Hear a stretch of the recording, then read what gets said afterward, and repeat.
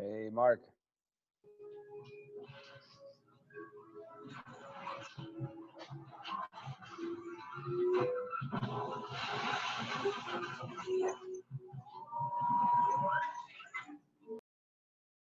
I can't hear you. Wait, you're muted. Okay, there we go. Yeah. Okay. How you doing, man? Yeah, doing great. Thank you, sir. Okay. And I see we have Fernando with us. He's muted right now. Let's see if anybody else joins us. Okay. Buenas tardes. Okay, ahí está Fernando. Buenas tardes. Okay. ¿Todo bien? Gracias, también, por ahí. Ok, ahora viene la gente. Espero que se vayan conectándose. Sí. Y vamos a esperar que lleguen todos. Muy bien.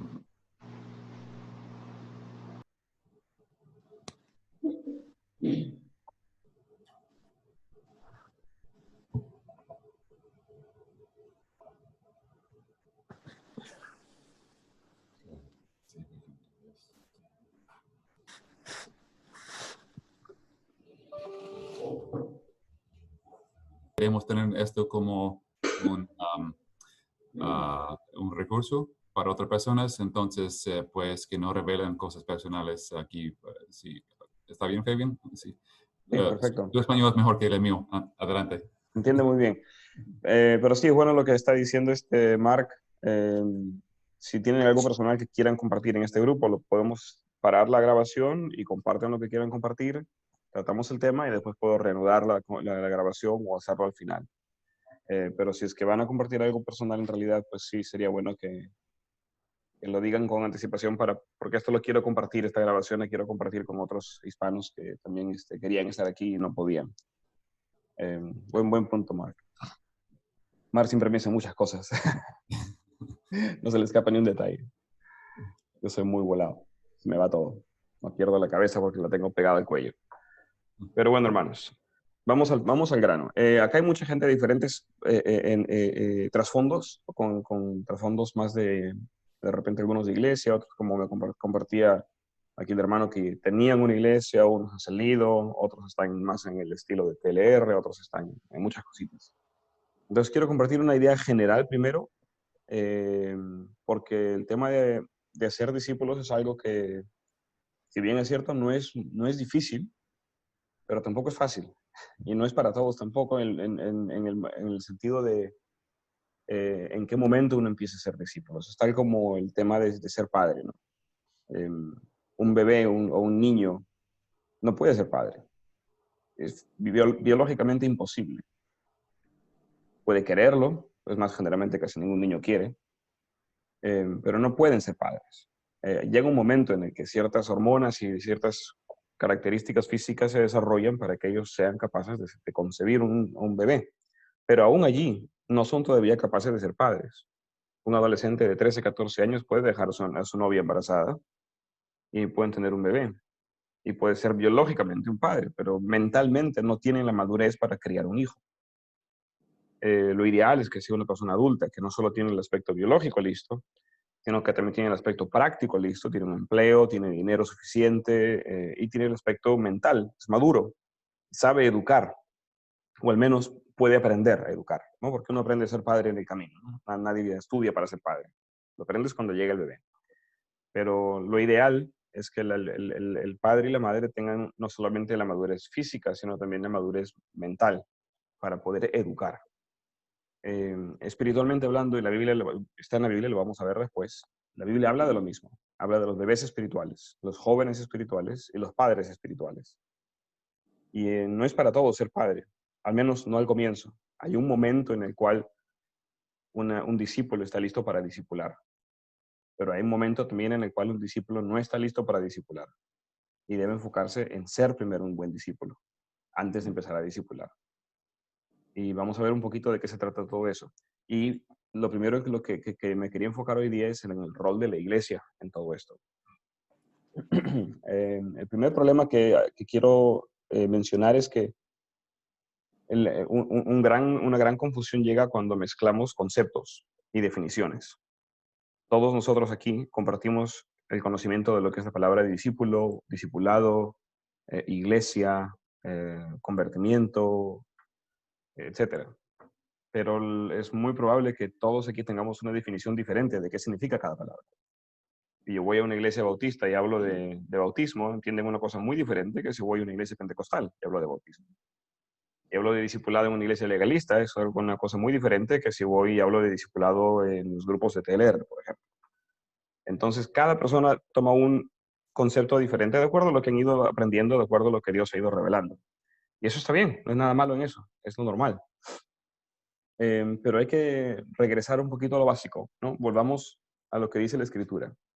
¿Qué es un discípulo? ¿Qué es iglesia? ¿Qué es bautismo? ¿Qué es el nuevo nacimiento? ¿Quién es parte del reino? ¿Qué cosa es el reino de Dios? Son cosas muy básicas. ¿Qué es el evangelio? Es algo que yo no supe. Y yo también estuve, como decía David, estuve de pastor un par de años y me doy cuenta que recién aprendí qué es el evangelio recién hace un par de años. He estado 20 años en una iglesia y no sabía qué era el evangelio. Es algo muy triste, ¿no? No era el único. Hay muchísimos hermanos que no tienen idea de qué cosa es específicamente el evangelio y cuál es el rol del evangelio. Entonces, quiero tocar primero, ahorita, solamente el rol de lo que es la iglesia y cuál es el rol que esta juega. Y después de ahí vamos a derivar varias cosas y ya podemos conversar y pueden hacerme preguntas. No voy a tocar específicamente el tema de cómo hacer discípulos, porque eso es algo que toma tiempo, porque, bueno, ya le diré después, si no empiezo a hablar de lo que no debo. Pero sí podemos responder preguntas sobre eso. Así es que, a ver, empezamos con esta presentación. Voy a compartir una presentación en la pantalla. Si tienen pantalla, lo van a ir viendo.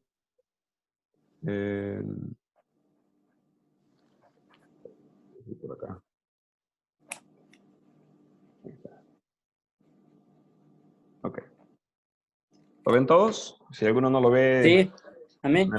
¿sí? Si alguno no lo puede ver, me avisa. Entonces, lo que yo quiero dar aquí es más que de discipulado, que obviamente es de sobre discipulado, pero mi enfoque es la estrategia de Jesús para transformar al mundo.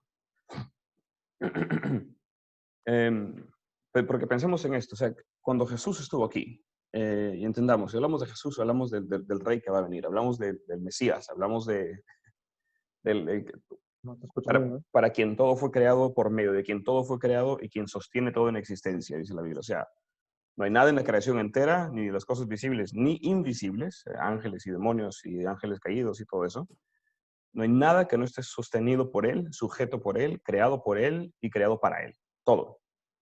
Entonces hablamos del mero mero, ¿no? Y cuando Jesús estuvo aquí, Él plantó la iglesia. Fue su idea, ¿no? Y Él dijo, ¿no? Las puertas del Hades no prevalecerán contra mi iglesia. Yo edificaré mi iglesia. Ustedes vayan y hagan discípulos y yo edifico la iglesia. Entonces hablamos aquí de algo muy importante. Jesús usó la iglesia como su estrategia para conquistar el mundo. Entonces hablamos ¿qué estrategia estamos usando nosotros? En la misma palabra apóstol que Jesús escogió para llamar a los 12 y que después se pasó a más obreros, era un término de conquista. Los apóstoles eran almirantes de flotas de barcos que se encargaban de navegar a territorios nativos, y ellos al llegar a esos territorios nativos conquistaban ese territorio no por la fuerza, no con ejércitos, sino culturalmente. Llevaban equipos de doctores, médicos, maestros, y les enseñaban la cultura griega a esos territorios indígenas de otras culturas. Es como, digamos, lo que pasa ahora, por ejemplo, con los misioneros americanos, muchas veces, que ellos viajan a un país. Yo lo he visto en mi país, en Perú, soy peruano, vivo ahora en Holanda, pero solo unos cuantos años. Muchas veces cuando ellos llegan, el típico misionero americano llega a Perú y ponen una escuela, una clínica y una iglesia en un barrio pobre. Y después de un tiempo, la gente de ese barrio ya no actúan como nativos peruanos, empiezan a actuar como americanos, empiezan a vestirse como americanos, empiezan a aprender inglés y acaban viajando a estudiar en un seminario bíblico en Estados Unidos. No lo critico ni lo apoyo, solo lo menciono. Pero el apóstol tenía ese tipo de misión, de llegar a colonizar culturalmente. Y ese era un trabajo que existía antes de Jesús. Y Jesús tomó ese nombre y se lo puso a los 12 apóstoles. Entonces hablamos de que Jesús tenía una estrategia. Él sabía qué estaba haciendo. Él no estaba jugando así a la yabá. Él no solo venía a hacer lo que se le ocurrió. Era algo que estaba pensado desde la creación. Entonces vamos a ver cuál es la estrategia de Jesús y cuál es la estrategia que a nosotros se nos ha ocurrido, a lo Adán, ¿no? Que tenemos una mejor idea, ¿no? El Señor dice, no comes, no, Dios, tranquilo, yo sé lo que hago. Vamos a ver.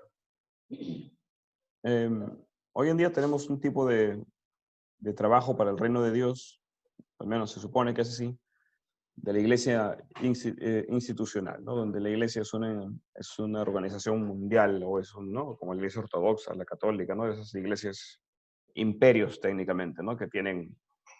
Son instituciones donde la voz de la iglesia es tan válida como la voz de Dios. Uf, uno de los modelos que a la gente se le ha ocurrido a través de la historia. Otros se les después de muchas persecuciones y cosas, y de la reforma de Lutero, y los anabautistas, y los metodistas, ha salido la iglesia local, ¿no? La iglesia evangélica local, que es la iglesia típica donde la gente va y se congrega en un domingo. Hay también otro tipo de iglesia que es más de iglesia corporativa, ¿no? Que es una iglesia muy jerárquica, donde hay un hombre que parece una empresa, casi una corporación, ¿no? Está el pastor, es el CEO, ¿no? El jefe, el presidente ejecutivo, el director ejecutivo, y los ancianos son como, pues, ¿no? La junta directiva de la iglesia, ¿no? Y hay mucho dinero de promedio y cosas muy formales. También está ahora la iglesia divertida, ¿no? La iglesia moderna, la iglesia de Hillsong, ¿no? Es concierto y show y teatros y música y películas y todo tipo de cosas. Mensajes muy, muy suave, muy ligerito, ¿no? Es comestible para todos y las doctrinas son muy, muy, muy generales. Se trata más de no espantar gente y de hacer lo que se sientan amados aún cuando están pecando. La pregunta es, al final de todo esto, ¿cuál fue la idea que Jesús tuvo? O sea, ¿plantó Jesús alguno de esos trabajos? Vemos en las páginas de la Biblia a una iglesia institucional, vemos a una iglesia local, vemos iglesias corporativas, vemos iglesias divertidas. ¿Vemos algo de esto? ¿Aparece en las páginas de la Biblia o no? Y si es que, obviamente ya pueden intuir, spoiler, que la respuesta es un no, porque si leemos el libro de los Hechos o las cartas de Pablo o de las cartas de Pedro y de Juan, y vemos en qué términos hablaban, vemos que no eran jerárquicos, vemos que no eran jefes, mandones, vemos que tampoco andaban simplemente haciendo a la gente sentir cómoda, vemos que se atrevían a decir cosas duras, con amor, pero las decían, y con firmeza, y tomaban decisiones drásticas. Vemos que Jesús hablaba de un evangelio que costaba, un evangelio que valía la pena sufrir, por el que valía la pena sufrir. Vemos que Él prometió sufrimientos y que estaban todos dispuestos a morir y que sabían que les iba a costar la cabeza. No vemos en ningún momento ninguno de los modelos que hay aquí. No vemos a Pedro como papa, no vemos a Pablo como pastor, no vemos a Felipe como cantante. Pero entonces, ¿cuál era la estrategia? ¿Qué estrategia se le ocurrió a Jesús? ¿Cuál fue el plan que él tuvo? Vamos a ver qué cosa fue. Y su idea era de ser una familia de hermanos y hermanas que se discipulen unos a otros. Empezando a partir del modelo que él mismo impuso. Cualquier modelo que más adelante haya hecho Pedro o Pablo o cualquier otro obrero del reino fue una copia directa de lo que ellos aprendieron de Jesús. Jesús fue el ejemplo de apóstol, fue el ejemplo de profeta, fue el ejemplo de evangelista, él fue el ejemplo de maestro, de pastor. Él dio el ejemplo de todos los ministerios, con todos los dones. Él fue la base, el tronco de todo eso. Y vamos a verlo más adelante, poco a poco, según si es que en futuras reuniones quizás podamos desmenuzar cómo trabajar como trabajó Jesús. Ahora, Jesús puso este modelo de discipulado. Él dijo, lo que vamos a hacer es ustedes son mis discípulos, le dijo a los 12, y después Él los mandó, vayan y hagan discípulos de todas las razas. Y ahí empieza la cadena, ¿no? Ahí empieza la reacción en cadena, que fue un efecto multiplicador y no aditivo. Él no fue sumando gente, fue multiplicando exponencialmente. Entonces tenemos que prestar atención a qué cosa es esto, porque Jesús dijo que si es que le obedecemos, seremos verdaderamente sus discípulos. Si escuchamos su voz, seremos sus discípulos. Si somos guiados por el Espíritu, seremos sus discípulos. Si hemos nacido de nuevo, seremos sus discípulos. Y él siempre usó la palabra discípulo para hablar de sus seguidores. Él nunca mencionó ningún otro tipo de palabra para hablar de la gente que lo seguía. Y dense cuenta de eso. En la Biblia hay más de 260 ocasiones en que se usa la palabra discípulo y solo 3 ocasiones que se usa la palabra cristiano. Y solo una ocasión en la que se usa la palabra creyente. En el griego. En las traducciones a veces han mezclado términos, pero en el griego era así. Solo una vez aparece el término creyente, solo 3 veces el término cristiano y 268 veces el término discípulo. Entonces es un término que pesa, porque Jesús fue el que tuvo la idea de llamar a los suyos discípulos y no llamarles ninguna otra cosa. Entonces entendamos que el discípulo en esa época no era algo exclusivo para el cristianismo. Un discípulo era un aprendiz de un maestro, que querían no copiar solamente su conocimiento, sino su estilo de vida. Y ahí está la diferencia entre discípulo y alumno. Un alumno o un estudiante solo quiere el conocimiento del profesor, del maestro, del catedrático.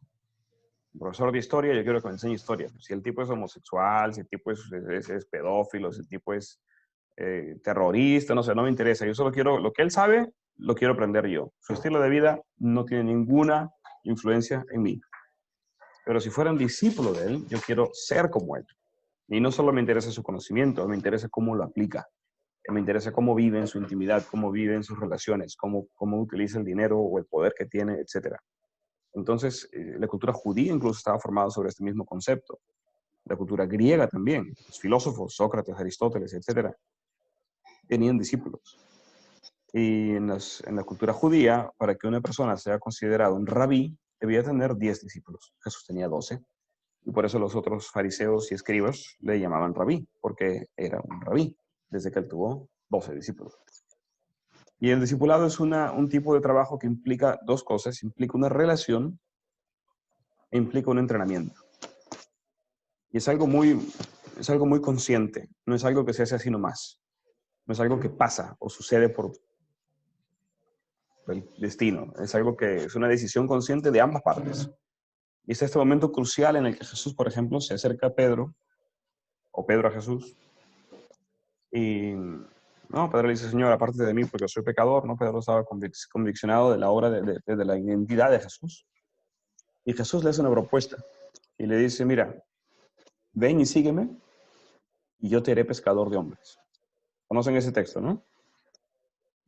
En ese momento, ¿qué había de antemano? ¿Qué había para que Pedro pueda decirle a Jesús, apártate de mí, no soy digno de ti? Y para que Jesús le dice, si me sigues, yo hago de ti un pescador de hombres. Lo que había era una relación. Jesús había enseñado ya muchas veces desde el bote de Pedro. Y se conocían porque Jesús vivía en esa villa por un tiempo ya.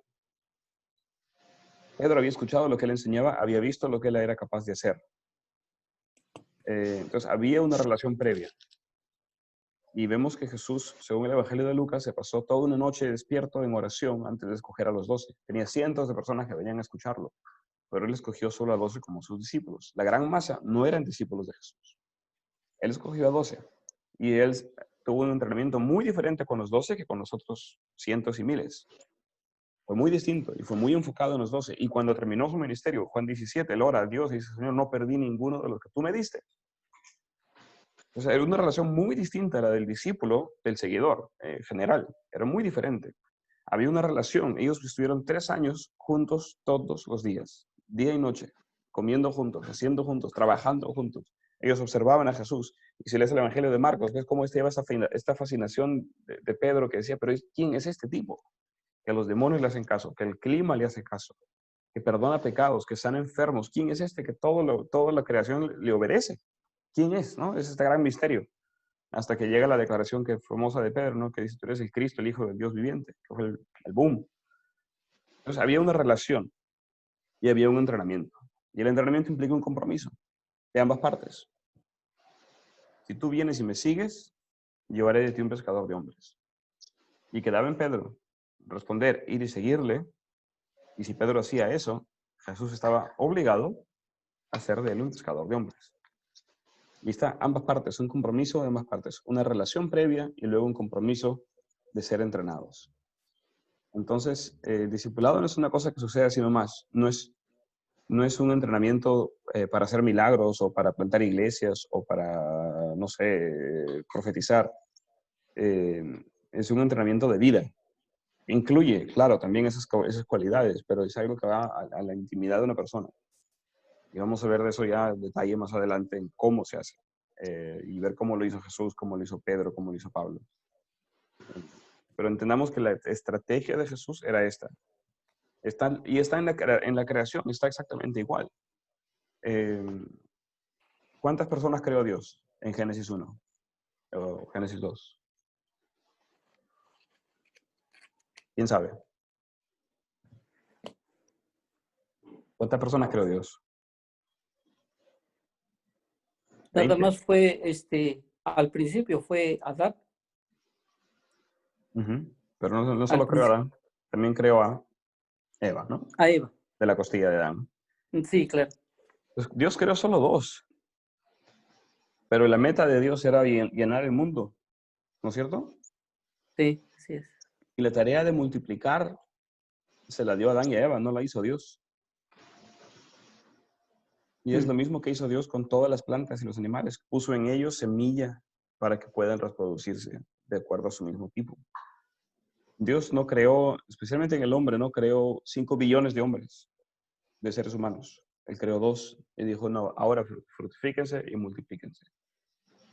Y es este principio que está en toda la creación, desde cómo se separan nuestras venas de una más grande a una más pequeña, una más pequeña, una más pequeña, hasta infinitamente.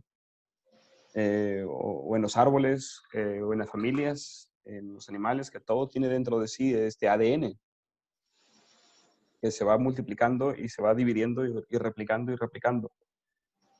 En una familia regular, por ejemplo, yo tengo hijos. Mis suegros, ellos no son responsables de criar a mis hijos. Pueden cuidarlos si es que un día estamos ocupados, mi esposa y yo, pero ellos no los crían, los crío yo. Mis suegros que criaron a mi esposa y cumplieron su labor cuando ella fue adulta, y desde el día que se casó ya no estaba bajo la tutoría de mis suegros. Ya era una mujer adulta. Y yo espero que mis hijos me den nietos, y cuando ellos tengan sus hijos, no los voy a criar yo, los deben criar ellos. Y esta es la misma idea del discipulado. Yo entreno un grupo de hombres y mujeres, y ellos se encargarán de entrenar a otros. Esperen, alguien está aquí esperando. Ya. Entonces, cada persona se encarga de entrenar a otros. Y esos que esa persona entrena deben ser capaces, a su momento, de entrenar a otros también. Jesús entrenó a 12. Tenía miles de seguidores, pero no hizo nada con ellos más que darles parábolas que no entendían. Y hasta los discípulos se les acercan y dicen, Señor, ¿por qué no les explicas a ellos como a nosotros? ¿No? Le preguntaron eso y él dijo, para que viendo no vean y oyendo no oigan y no se arrepientan. Como que, ¿what? ¿No quieres que se arrepientan? Sí quería, pero no ahí. Luego, más adelante. Porque el discipulado se trata de eso. Él entrenó a 12 y cuando estaban entrenados les dijo, ahora vayan y hagan discípulos de todas las naciones. Y esos 12 fueron los que discipularon a los otros miles que llegaron después, 3,000 de Hechos 2, y después fueron 5,000 y después infinita, una cantidad desconocida de lo que tenemos hasta ahora. Entonces, la estrategia de Jesús no fue plantar iglesias, sino fue hacer discípulos. ¿Quiere decir que la iglesia está mal? No. Tiene un rol dentro de esto, pero no es el objetivo, es el medio, o uno de los medios, porque en una iglesia, como les voy a explicar, el discipulado, una congregación tradicional, el discipulado no es posible. No es posible. Y ya les diré por qué. Entonces, la estrategia de Jesús, bíblicamente hablando, fue el discipulado, las relaciones íntimas de ser humano a ser humano, de hermano, un hermano más fuerte o mayor o más, que tiene más tiempo en el camino de Cristo, le entrena a un hermano que recién ha nacido en Cristo por un tiempo hasta que ese hermano sea fuerte, sabio, estable, independiente y pueda él entrenar a otros también. Y esa es la estrategia de Jesús. Así es que vamos a ver cómo se traduce esto un poquito más práctico. Si vemos un modelo de una iglesia tradicional, tenemos una gran masa de gente, con solo una persona o dos que hablan. Y eso es un modelo en el cual es muy difícil discipular, porque tú no puedes discipular desde un púlpito. Desde un púlpito no se puede discipular una gran masa. Es como criar hijos en un orfanato. Los mantienes vivos, sobreviven, pero no son personas 100% funcionales porque nunca han visto la dinámica de un hogar. Un padre, una madre que trabajan, que se quieren, de hermanos que apoyan o que son a veces disciplinados por los padres y de una crianza homogénea. En un orfanato, pues lo que se puede hacer es mantenerlos vivos y darles un poco de educación ¿no? académica, pero valores de hogar no hay. Y si uno de esos huérfanos se vuelve adulto y se casa, va a tener un gran problema siendo padre o siendo esposo o madre, porque no lo han visto de nadie. No saben cómo es. En cambio, un hogar funcional es una pareja, hombre y mujer, que tienen un hogar y crían a sus hijos bajo su tutela. Y ahí sí funciona la dinámica familiar. Y los hijos de esa pareja sabrán cómo, o al menos tendrán una idea mucho más clara de lo que quieren ser y no quieren ser en base al ejemplo que vieron en sus padres. Si vemos en una familia y vemos a los abuelitos, es una cosa impresionante cuando ven una foto y ves a los abuelos rodeados de sus, no sé, 5 hijos ya casados y cada hijo tiene 3, 4, 5 nietos. Es como que, wow, se ve este grupo de 15, 20 personas que salieron solo de 2. Y es impresionante, ¿no? Porque esos 2 solamente criaron 5, pero hay 20 ahora. ¿Cómo pasó eso? ¿Cómo pudo pasar eso? Es porque hicieron el trabajo de criar bien solo a la primera generación.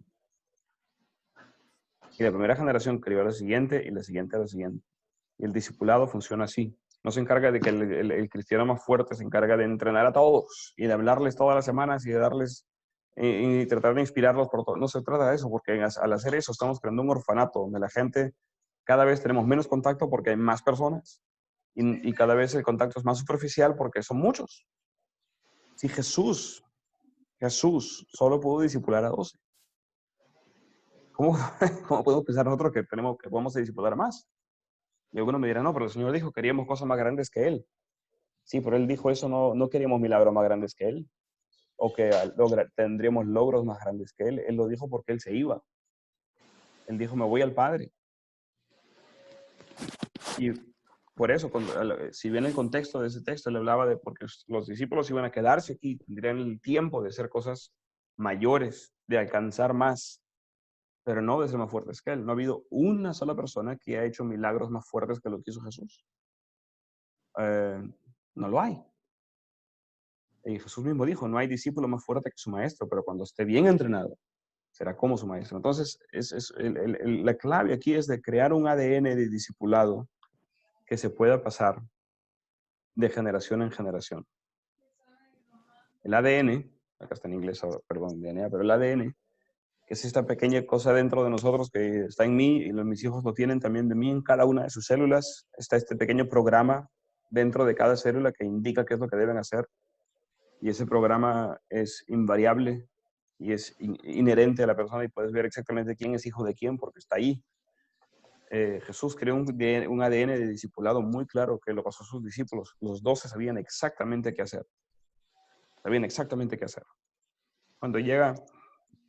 Cuando Jesús resucita, en Hechos 1, pueden leer en Hechos 1, cuando Él resucita y está con sus discípulos, Él pasó con ellos 40 días hablándoles del reino. 40 días con ellos, apareciéndoles y hablándoles del reino de Dios. Y ellos le hacían preguntas sobre temas prácticos. Y cuando llega Hechos 2, que esta gran masa de miles de personas sienten culpa por lo que le habían hecho a Jesús y se dan cuenta que acababan de matar al Mesías que estaban esperando. Y le dicen a los discípulos, ¿qué haremos? Pedro no dijo, bueno, hombre, no sé, dijo, espérate un ratito, mire, tenemos un local aquí de a ver si vienen mañana. Pedro no, él supo exactamente qué decir. Él no titubeó, no dudó, directamente supo qué decirles qué es lo que tenían que hacer. Y empezó una comunidad de 3.000 personas o 3.120 personas. Empezó ese mismo día y la dinámica de esa comunidad era muy concreta. No estaban adivinando, sabían qué hacer porque Jesús los había instruido. Y lo raro es que ahora se nos ha ocurrido que podemos tener mejores ideas que el plan que Jesús tuvo. Jesús tuvo un plan, se lo enseñó a sus discípulos, ellos lo pusieron en práctica y es por eso que la iglesia explotó en esos días, era un boom. Pero ahora queremos usar el modelo romano, que pues no fue de Jesús. Un DNA claro que va de generación en generación y entrenar a la siguiente generación para que ellos sean los que entrenen a la siguiente generación y así sucesivamente. Y es un efecto multiplicador, que de solo 2 salen 20, 30, 40. Por eso decía Jesús, la buena semilla da fruto a 30, 60 y 100 por 1. Multiplicación. Entonces, estos modelos, lamentablemente, aunque tienen cosas muy buenas, porque mal que bien se menciona a Cristo, aunque en algunos solamente lo mencionan como excusa para hacer guerras o para tener control político, pero hay otras iglesias en las que, bueno, sí se ven cosas bonitas pasar. Yo me convertí en una de estas iglesias que era más o menos que entre la local y la divertida, vamos por ahí. Y pasan cosas buenas. No es que todo esté mal, para nada. Tiene un rol. Una iglesia, si hablamos de grupos grandes de discípulos juntos, es una parte del discipulado, pero no se puede discipular desde un púlpito, no se puede discipular desde una junta corporativa, no se puede discipular desde un movimiento político, no se puede discipular. El discipulado se pasa uno a uno. Y eso lo pueden ver, por ejemplo, en Hechos 20, cuando Pablo se despide de los efesios, de los ancianos, ¿no? Se reúne con los ancianos, él estaba de pasada, de regreso, y era su última visita a Éfeso, y él sabía que no iba a volver otra vez en su vida. Y llama a los ancianos, porque acuérdense, pastores no existían como rol de líder. El pastorado era un tipo de llamado en el corazón, pero no era un rol de liderazgo. Un pastor no predicaba, un pastor no daba sermones, no era jefe. Los que estaban a cargo de la iglesia eran los ancianos. Y él llama a los ancianos de Éfeso, porque siempre eran un equipo, no era uno, eran varios. Y los llama a Mileto, allá en el sur, se junta con ellos y entre una de las cosas que les dice, él les dice, yo estuve con ustedes por 3 años, día y noche, yendo casa por casa y reprendiéndolos, induyéndoles, no me acuerdo las palabras en español, con lágrimas en los ojos, todos los días, en las casas, cuando Pablo perseguía a la iglesia, Hechos 9, si no me equivoco. Él iba a buscar a los cristianos ¿a dónde? A las casas. Iba de casa en casa, arrastrando a la gente afuera y llevándolos a las prisiones, porque los cristianos nunca tuvieron un templo. Entonces, estos modelos de acá no están en la Biblia. Y tienen, aunque pasan cosas buenas, porque no se puede negar que a veces pasan cosas muy bonitas, y que ha tenido una época en la que Jesús ha traído revelación de cada uno de estos modelos y han sido revolucionarios en su generación, no es lo que está en las páginas de la Biblia. Y yo prefiero, sinceramente, jugar a lo seguro. Me pasé 20 años jugando con esos modelos y aunque vi cosas buenas, al final me quedé frustrado porque no vi el poder de lo que hablaba Jesús.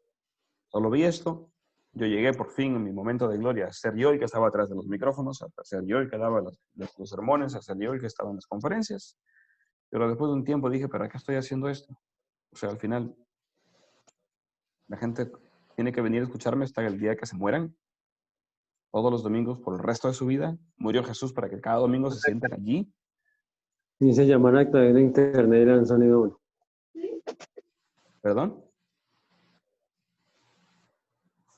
Pero bueno, ¿es este el objetivo? ¿O es este el objetivo? ¿Dónde puedo hacer un discípulo? ¿Puedo hacer un discípulo aquí? No.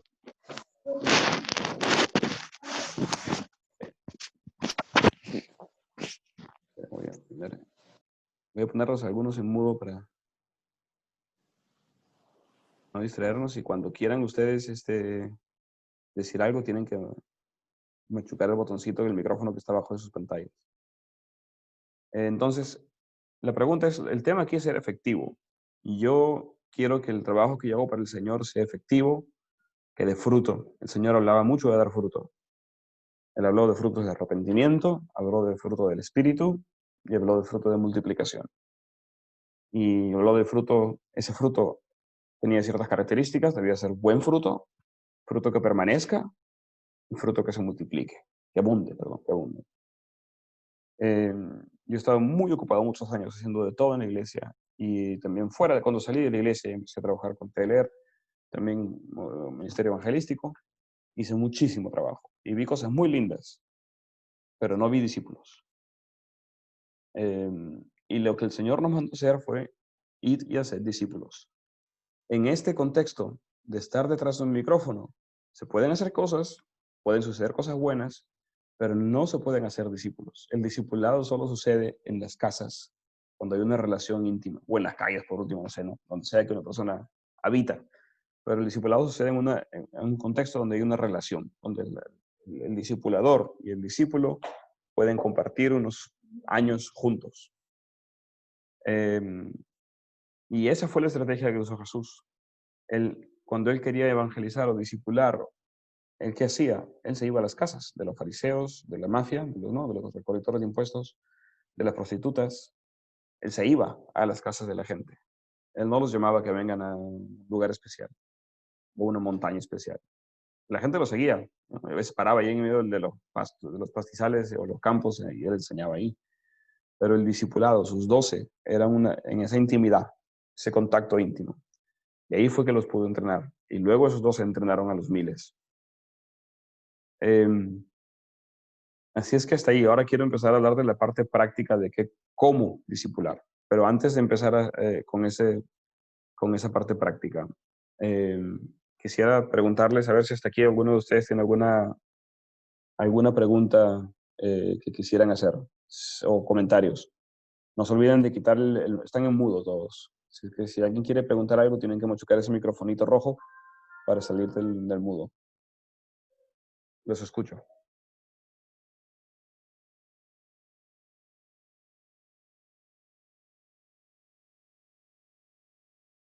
No tengo preguntas. ¿No? Yo no. ¿Todos de acuerdo?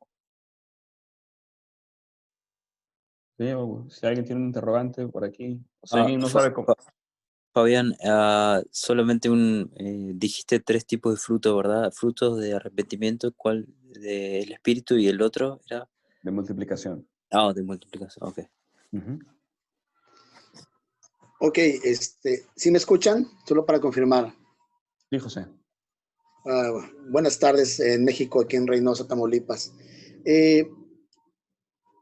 Yo estuve intentando establecer un modelo de discipulado desde una iglesia tradicional, ¿verdad? Como la conocemos hoy en día, y concuerdo con Fabián, de que más bien pareciese una mutación de la iglesia romana hoy en día.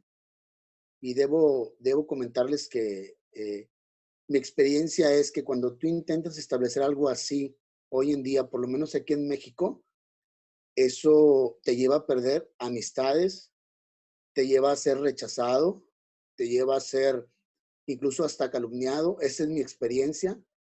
Sin embargo, yo no quito el dedo del renglón y estoy de acuerdo con Fabián totalmente. Hoy en día necesitamos sobre todo hacer discípulos, porque la verdad, tener 30, 50, 100 gentes enfrente es muy difícil porque la mayoría de las veces se convierte en un club social, muy lejos de cumplir su propósito, que es multiplicarse. Entonces, ese es mi comentario y le agradezco al Señor por esta oportunidad de estar con ustedes y estoy aquí tomando notas y bien atento. Me invitó mi amigo Mark Sheets de West Palm Beach, Florida. Es un gran amigo que él me ha enseñado gran parte de lo que, bueno, Dios lo ha usado a él para enseñarme gran parte de lo que es hacer discípulos y le agradezco a Dios por su vida. Entonces sigo aquí, atento a los comentarios. Gracias, José. Gracias por tus palabras. Muy cierto. Y lo que se genera muchas veces es una frustración muy común en pastores que tienen una verdadera pasión por lo que hacen, es que la gente son muy pasiva en la iglesia, se vuelven espectadores y esperan que todo sea organizado a través de programas, ¿no? Yo tengo un amigo aquí que es ama mucho a Jesús, pero es le encanta la iglesia congregacional, ¿no? La iglesia tradicional. Y él me comentaba que Dios había unas revelaciones muy fuertes que podrían ser de bendición para muchos que estaban teniendo problemas serios en la iglesia, pero que el pastor lo hacía muy burocrático para darle espacio en las noches en esa iglesia tienen noches de entrenamientos y cosas así, ¿no? Y que para hacer eso tenía que presentar el programa completo, que tenían que pasar por la junta de ancianos para que lo aprueben y de hacer ¿no? los folletos y ponerle una propaganda, y que se hacía muy engorroso y que al final pues no resultaba viniendo más que 4 gatos y que él lamentaba mucho que no se pudiera dar. Y yo le dije, oye, pero si tú tienes todo ese conocimiento, esa revelación de Dios, sí, me dice, pues ¿por qué esperas que te pongan en el podium? ¿Por qué no simplemente los invitas a tu casa a tomar café? ¿Por qué esperas que alguien te anuncie con bombos y platillos? Pues si sabes quién está en problemas en la iglesia y tú tienes la solución a sus problemas, ¿para qué esperas hacerlo detrás de un micrófono? Tráelos a tu casa, siéntate con ellos y diles lo que tienes que decirles. ¿Cómo lo hubiera hecho Jesús? ¿No? No es así. Muy fácil. No cuesta nada. No tienes que alquilar local, no tienes que pagar equipo de sonido y no tienes que hacer volantes ni página web, nada. ¿Sabes la solución? ¿Conoces a alguien en necesidad? Pues tráelo a tu casa o ándala de él y enséñale. Y para él fue como que, oh, José.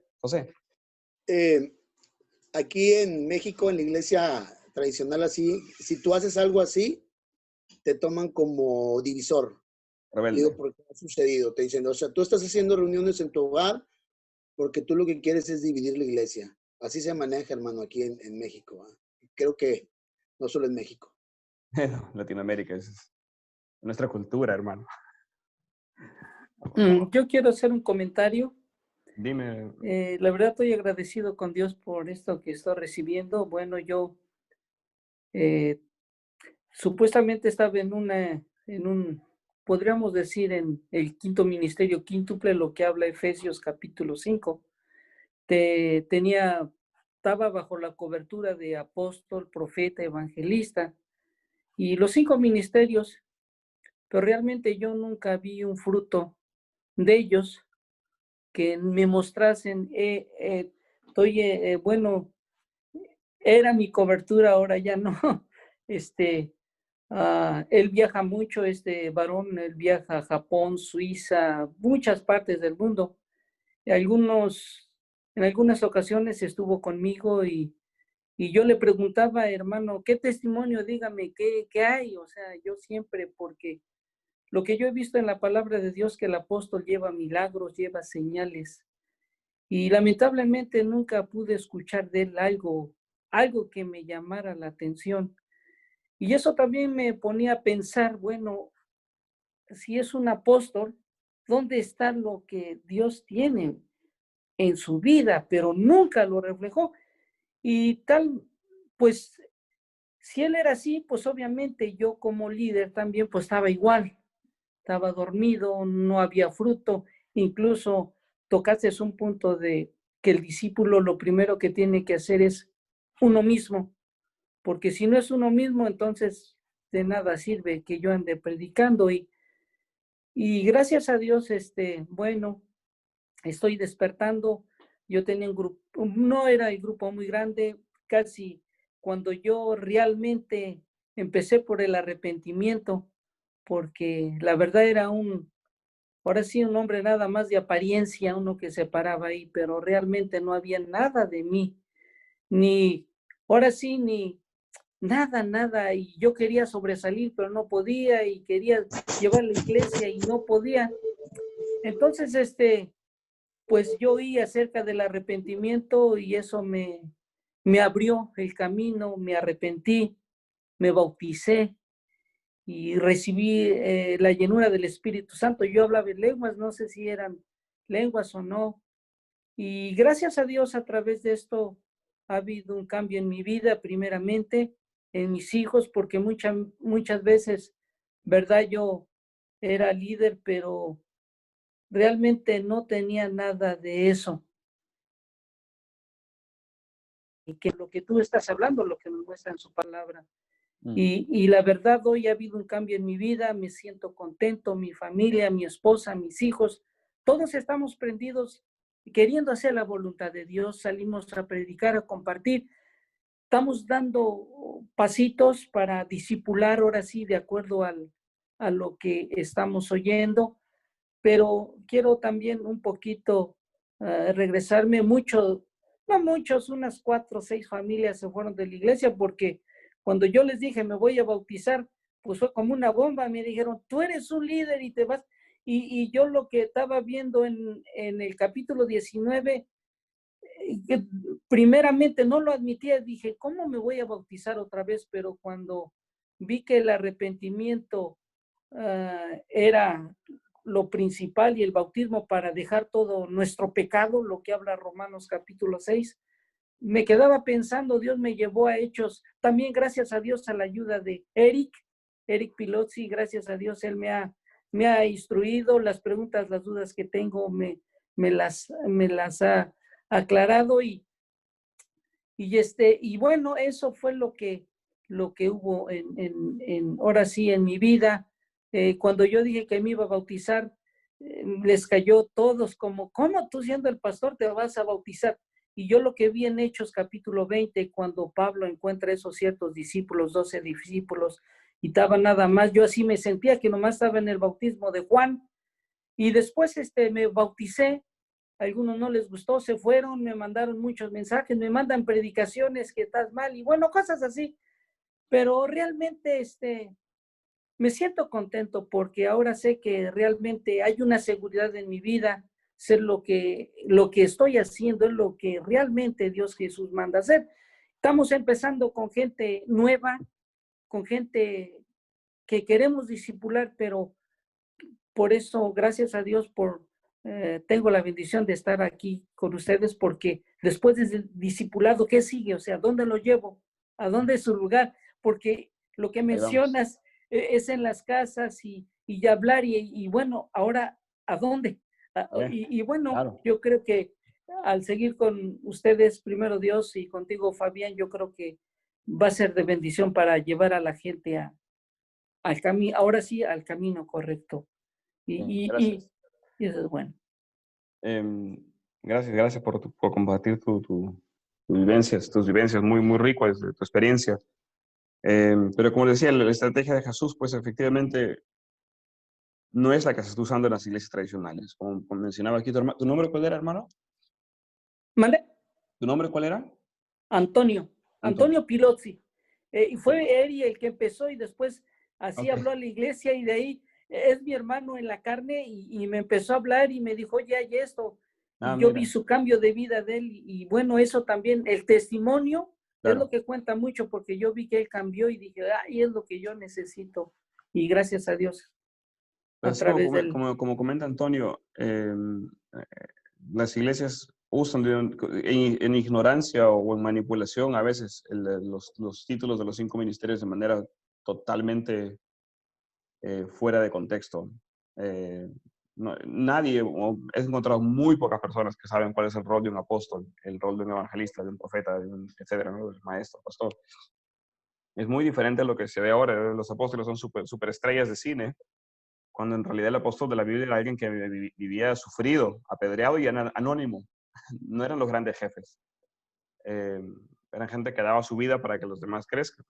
Y cuando Pablo, por ejemplo, defendía su apostolado, él no daba como muestra de su apostolado sus grandes dones. Él hablaba de sus sufrimientos. Apedreado, perseguido, lapidado, azotado, encarcelado. Esa era su muestra de decir, miren que soy apóstol. Y no era un tipazo que toda la gente decía, wow, que llegó Pablo. Claro que eran honrados por los que los conocían, pero ellos conocían más que nada las primeras generaciones. Los demás lo hacía la gente local. Y las iglesias, por ejemplo, de Colosa, la Odisea, Sardis, son iglesias plantadas por discípulos de Pablo que él entrenó en Éfeso. Él ni siquiera llegó allí. Roma, él nunca fue a Roma, al menos cuando escribió la carta, él nunca había ido todavía, no los conocía. Era gente que habían sido vía. no fue Pablo directamente que hizo esa obra. Él entrenó gente que hizo la obra y después solamente iba a ayudar y a poner orden, a solucionar problemas. Como ves, casi todas las cartas están llenas de problemas, porque las iglesias siempre tienen problemas. La iglesia perfecta es la que no tiene gente. Entonces, bueno, vamos yendo ahora un poquito al tema de... ¿dónde estamos? Al tema de cómo ser un discípulo. Y lo vamos a tocar de una manera muy, muy superficial nada más, porque es algo que requiere más profundidad, pero para que vean más o menos de qué se trata la cosa. Viendo ese texto de Mateo 28, la gran comisión, cuando Jesús está a punto ya de irse, unas de sus últimas palabras, y dice, acercándose a Jesús, les dijo, toda autoridad me ha sido dada, en el cielo y en la tierra. Vayan pues y hagan discípulos de todas las naciones, bautizándolos en el nombre del Padre y del Hijo y del Espíritu Santo, y enseñándoles a guardar todo lo que les he mandado. Y recuerden, he aquí yo estoy con ustedes todos los días hasta el fin del mundo. Entonces, miren aquí lo que dice Jesús. Son palabras fuertes, en realidad demasiado fuertes, si se ponen a pensar en la envergadura de lo que él está diciendo. Que un carpintero diga, yo tengo toda autoridad en el cielo. ¿Quién puede decir, yo tengo toda autoridad en el cielo, donde solamente está Dios, Padre? O sea, esa es una declaración que ya derrumba cualquier testigo de Jehová que diga que Jesús no es Dios. ¿Cómo puede decir Jesús que él tenía toda la autoridad del cielo? En el cielo, no del cielo, sino en el cielo. Y en la tierra. Ahí tendríamos que hablar del reino, porque el tema del reino es un tema aparte, que es un tema también fenomenal y gigantesco, y muy importante para el tema de discipulado, pero lo veremos cuando entremos a los detalles. Él dijo, toda autoridad me ha sido dada en el cielo y en la tierra. Vayan pues, ese pues en el griego es por lo tanto, vayan. Así es que esa es la razón por la que Él nos envía. Como Él tiene toda la autoridad del cielo y toda la autoridad en la tierra, dice, por eso ustedes vayan y hagan discípulos. Él no dijo hagan iglesias, Él dijo hagan discípulos. El término plantar iglesias no aparece en ninguna página de la Biblia. Se hizo eso, pero hay que ver a qué se refería la Biblia cuando hablaba de iglesia. Él dijo hagan discípulos de todas las naciones. El término etnos, que es la palabra griega para las naciones, quiere decir razas o grupos étnicos, grupos culturales. No hablamos solamente de países, hablamos de los rockeros, los pandilleros, los universitarios. Esos tendrían que ser etnos, grupos sociales con sus propias normas de vida. Hagan discípulos de todos esos grupos sociales, bautizándolos en el nombre del Padre, del Hijo y del Espíritu Santo y enseñándoles a guardar todo lo que yo les he mandado. Y recuerden, yo estoy con ustedes todos los días hasta el fin del mundo. Entonces, aquí vemos dos promesas fuertes de Jesús, que son la base para nuestra labor. Una es que Él tiene toda la autoridad, más autoridad que Él es imposible tener, y que Él está, con toda esa autoridad, Él está con nosotros todos los días hasta el fin del mundo. Ese es el sándwich, la hamburguesa de la comisión. Ese es el pan que nos sostiene. La autoridad que Él tiene en cielo y tierra, y que Él está con nosotros todos los días hasta el fin del mundo. Es por eso que podemos hacer la labor que hacemos. Amén. Y tenemos que ser conscientes de eso. Y en base a eso está la misión de hacer discípulos. Ahora, en este texto aparecen cuatro verbos, digámoslo así. Aparecen cuatro acciones. Una es, vayan. Ahora es el siguiente. A ver, ¿quién es aquí el que puede analizar las cosas bien? Se los dejo a ustedes. ¿Cuál es el siguiente mandamiento en este texto? ¿A todas las naciones? Ya, eso es lo mismo, ¿no? Vamos a las naciones, pero Okay. ¿cuál es el siguiente mandamiento? Hagan. Hagan eso. Hagan discípulos. ¿Qué más? Hay 4 en total. Hay 2 más. Enseñen. Enseñen y bautícenlos. Esas son los 4 verbos que están aquí. De estos 4, 3 están ilustrando o explicando a uno. Hay uno que es el principal y 3 que están expandiendo. ¿Cuál es el principal de estos 4? Obedecer, vaya. De estos 4, aquí no hay obedecer. Hagan discípulos. Hagan discípulos. Eso es lo bueno ahora, gracias a Dios, yo no hablo griego, pero felizmente está Google, hay muchas herramientas gratis donde uno puede ver qué es lo que esto dice literalmente en el griego. Y en el griego, hagan discípulos es la única parte que está como orden, y vayan, bauticen y enseñen, están como gerundios, como yendo, bautizando, enseñando. Son tres acciones que explican cómo se hace un discípulo. Entonces, ¿hacer un discípulo qué es? ¿Enseñarles a sanar enfermos? No. ¿Meterlos a una iglesia? No. No sé. ¿Bautizarlos? No. ¿Enseñarles canciones? No.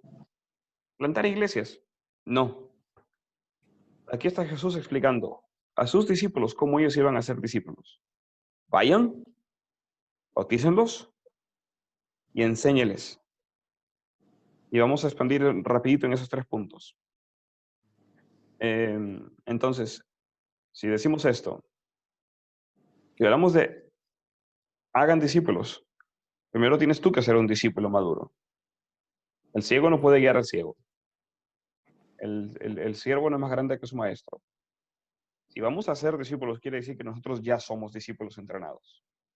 Jesús no manda bebés a trabajar, no manda bebés a casarse y ser padres. El bebé espiritual, el recién nacido en Cristo, no debe ir al campo misionero o a los evangelismos en las calles. El bebé debe ir a los brazos de su mamá. El bebé necesita leche. Y eso está en todas las páginas de la Biblia. Los bebés son carnales, están luchando con su carne todavía, están luchando con su identidad. Y los bebés necesitan anhelar la leche espiritual no adulterada. Los bebés no están hechos para comer carne sólida. Eso está muy claro en las páginas de la Biblia. Entonces, el que es enviado a ser discípulos es alguien que ya es un discípulo, alguien que ya come comida sólida, alguien que ya fue entrenado.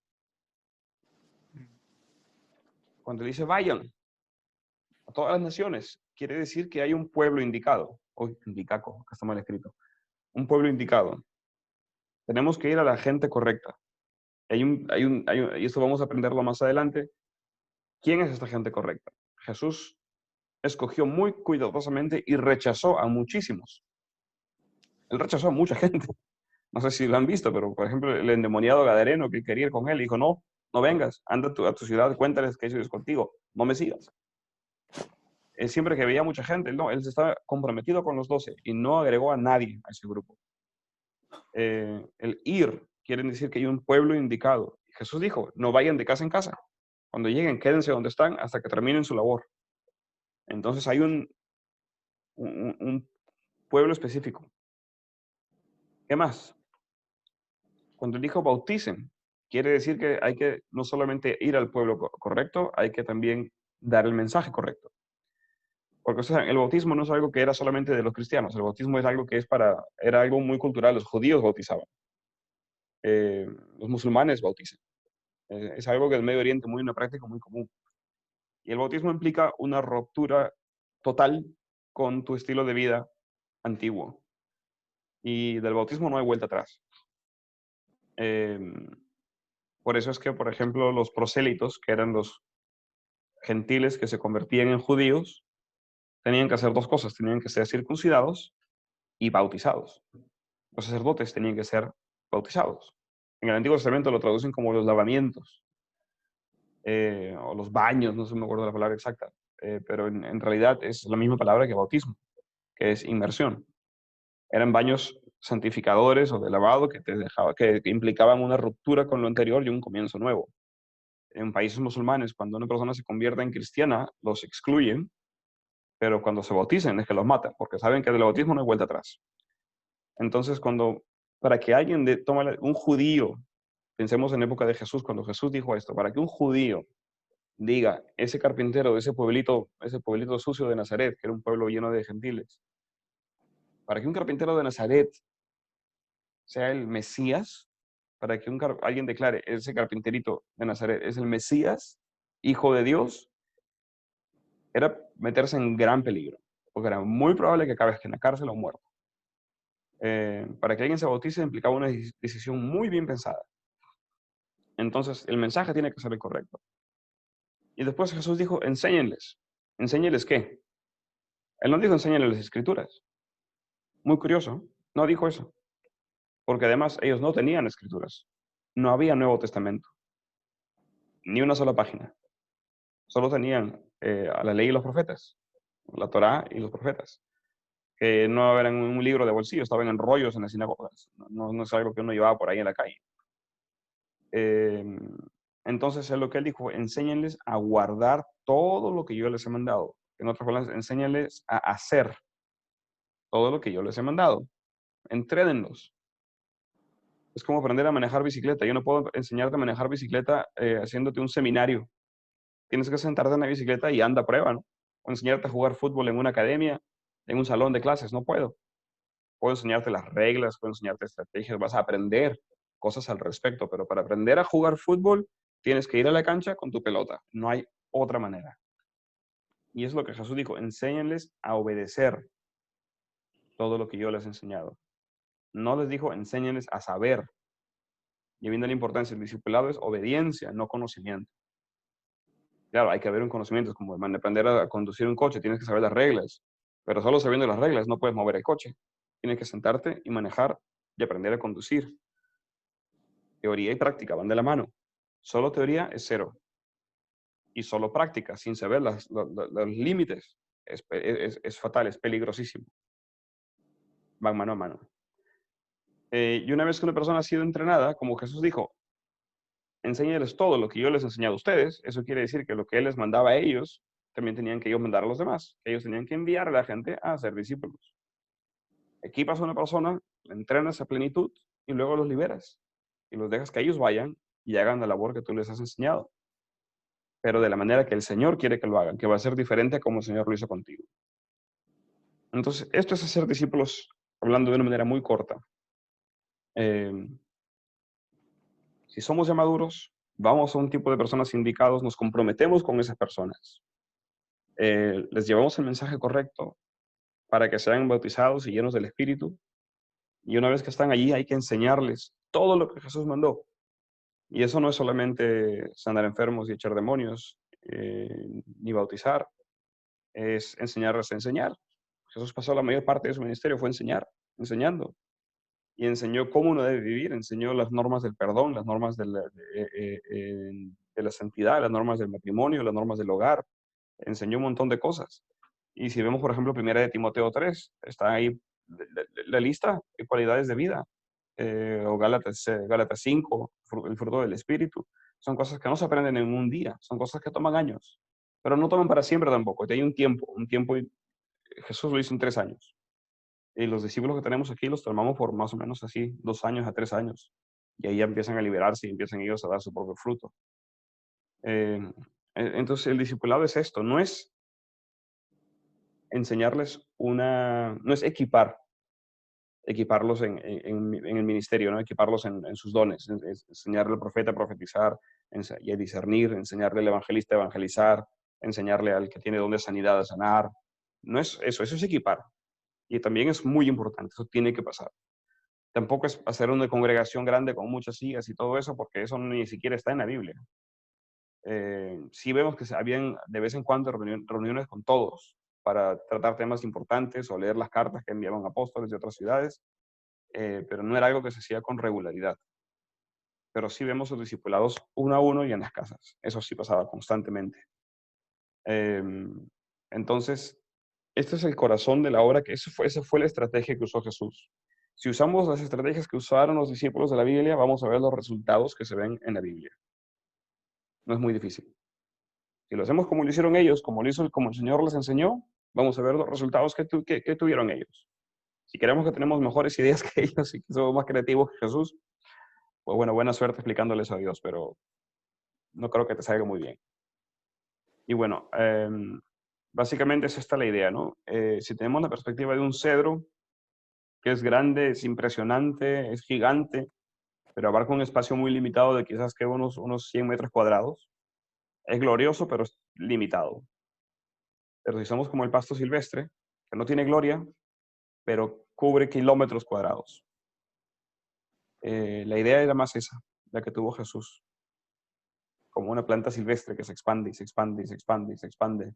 Y cada semilla genera más semillas que generan más semillas. Y aunque no tiene gloria como el cedro, cubre mucho más que un cedro. Y bueno, hasta allí. Entonces, mi propuesta para ustedes es, si ustedes quieren aprender cómo hacer discípulos, porque como les dije, eso no se aprende en un seminario online. O sea, sí se puede aprender hasta cierto punto, pero no en una hora. Y no me gustaría explicarles todo al respecto, solo explicarles el siguiente paso. Porque a veces tenemos ese problema, ¿no? Queremos que nos expliquen toda la cátedra. Pero lo único que importa es el siguiente paso. Si te explicamos 20 pasos, te olvidas de 19 o de los 20. Un pasito, el siguiente. Eso es lo que importa, solo tu siguiente paso. Pero les explico esto para que entiendan cuál es la visión y la perspectiva detrás de ser discípulos. Si tú tienes un corazón apostólico en el sentido de que tu pasión es ver que tu ciudad sea transformada, ver que hay una labor grande donde vean muchas personas que sean familias, casas, grupos sociales que sean transformados, ese es el corazón de un apóstol. Pues no quieres plantar algo que se multiplique. O de repente eres más pastoral, simplemente tienes un corazón por los quebrantados y quieres ver a los quebrantados y los sufridos, a los que están sufriendo, pues libres. Sea cual sea tu situación, o eres el evangelista que quieres pues, ¿no? Llevar el evangelio donde nadie lo ha escuchado y bautizar a muchos. Sea cual sea la situación, tienes que saber discipular, porque ese fue el único llamado que el Señor nos dio. Y el evangelista hará evangelistas, el apóstol hará apóstoles y el profeta hará profetas. Eso sí, pero más allá de eso, todo hijo de Dios también genera, aparte de su rama, más hijos de Dios. Entonces, hay una manera, como decía Antonio, una vez que una persona ha nacido de nuevo, ya recibió el Espíritu Santo, sus pecados han sido borrados y la persona ya se arrepintió, tiene que haber un entrenamiento, un compromiso, como Jesús dijo, sígueme y yo te haré pescador de hombres, en el que esa persona tiene la revelación, porque no se lo puedes meter tú por las orejas, de que de ti puede aprender, de que tú estás más lejos que ellos y que vale la pena hacer un compromiso temporal en el cual tú vas a enseñarles todo lo que tú tienes que dar, lo que tú has aprendido en tu caminar con Cristo. Con el objetivo de soltarlos. Ellos tienen que saber que el objetivo es soltarlos. El objetivo es que no van a estar bajo tus alas para siempre. Es temporal. Ni siquiera Jesús. Y Jesús le dijo a sus discípulos, no les conviene a ustedes que yo me vaya. Porque si no me voy, no van a confiar en el Espíritu Santo. Amén. Entonces, eso es lo que a mí me gustaría, si a ustedes les parece que eso tiene sentido, poder hacerlo en orden y dar una o dos charlas más donde puedo explicarles ya de manera muy práctica cuál es el primer paso, por dónde empezamos, cómo se forma el primer discípulo, cómo escoges a quién vas a discipular, porque no puedes discipular a todo el que viene a ti, te volverías loco.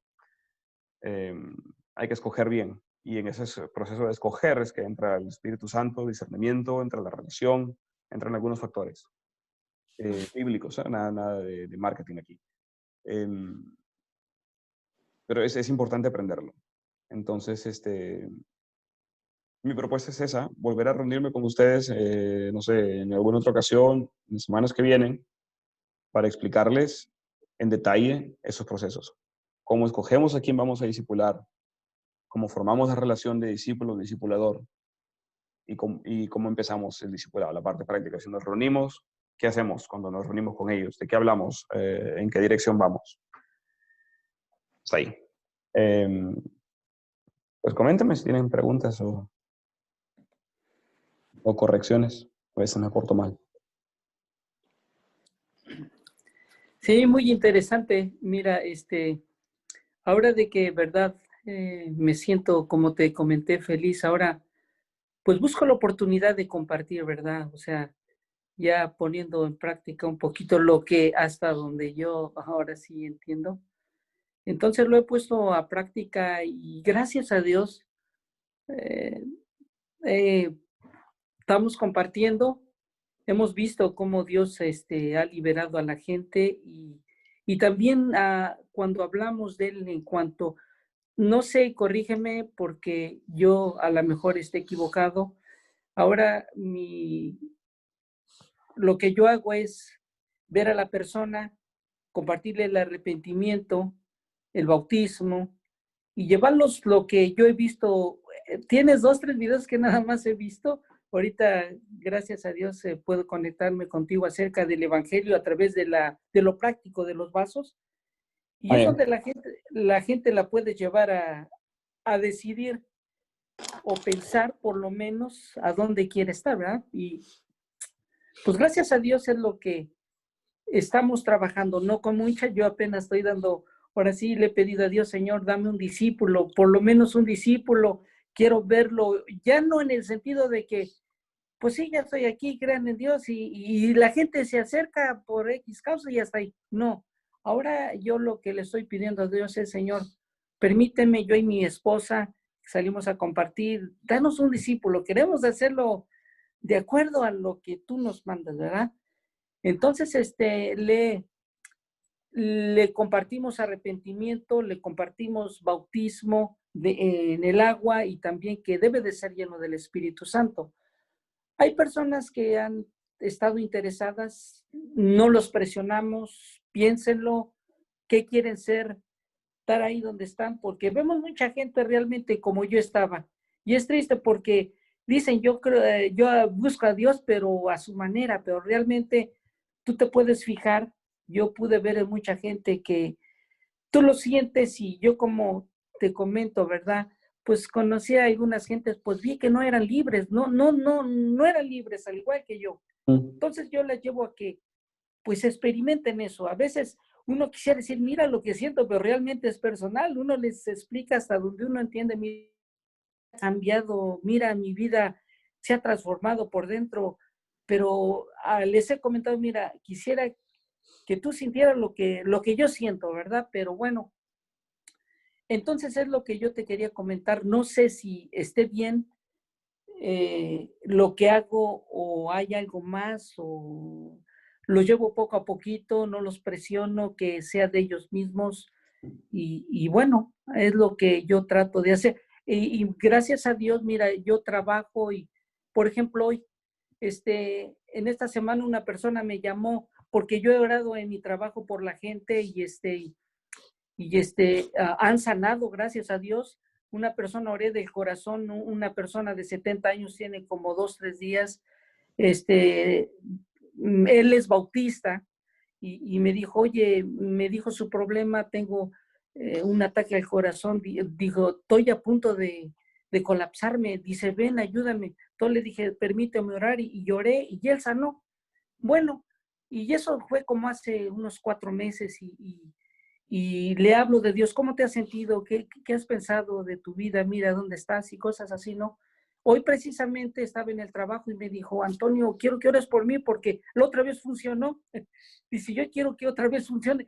Yo me puse a pensar, no se trata de que Dios es real y Él sana, pero no, ok, experimenta la sanidad y ahí quédate, no, sino que sea algo más en su vida, que sea algo más en ellos, que los cautive el Señor, porque la sanidad es Dios es fiel y siempre lo va a hacer, pero el asunto es dentro de la persona, qué es lo que quiere, hasta dónde quiere. Y otra persona ayer me dijo, no sé, como trabajo, se comenta que lloro por las personas y me dicen, oye, ven, oye, ahora aquí no, me duele el cuello, me duele todo esto. Y bueno, mira aquí y llora por mí. Y yo he orado y gracias a Dios, no soy yo, sabemos de antemano, es el Señor. Ponemos la mano y la gente recibe la sanidad. Pero yo digo, Dios, estoy orando a Dios, Señor, no tan solo quiero que ellos experimenten el ver la sanidad, sino que Dios, que realmente sean unos discípulos, como ahora sí, como uno lo siente. Entonces, te comentaba, corrígeme qué es lo que hago, si estoy bien.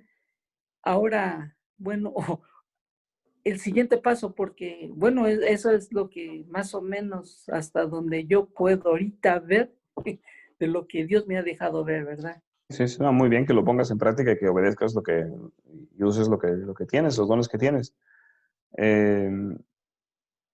Pues la Biblia es muy sencilla, ¿no? Dice, ¿cómo creerán si no hay quien les predique?